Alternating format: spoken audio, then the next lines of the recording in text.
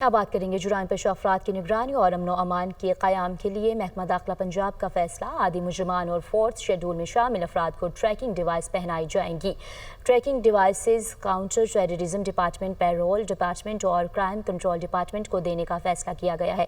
اس پر مزید تفصیلات جان لیتے ہیں۔ محمد اشفاق ہمارے ساتھ موجود ہیں، بتائیے اس کی کیا تفصیلات ہیں؟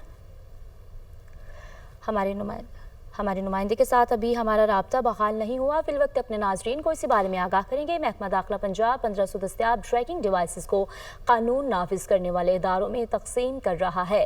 ٹریکنگ ہینڈز پہننے والے اور مجرمان کی نقل حرکت پر نظر رکھی جا سکے گی۔ سیکریٹری داخلہ پنجاب نے جدید ٹیکنالوجی سے لیس ٹریکنگ ڈیوائسز درآمد کرنے کی ہدایت کی ہے، جبکہ جرائم پیشہ افراد کو سرویلنس میں رکھنے کے لیے عالمی سطح پر رائج طریقہ کار اپنائے جانے کی بھی ہدایت کی گئی ہے۔ ماہرین نے مجرمان کی بلا تعطل نگرانی کے لیے مائکرو ٹریکنگ چپ نصب کرنے کی سفارش کی ہے۔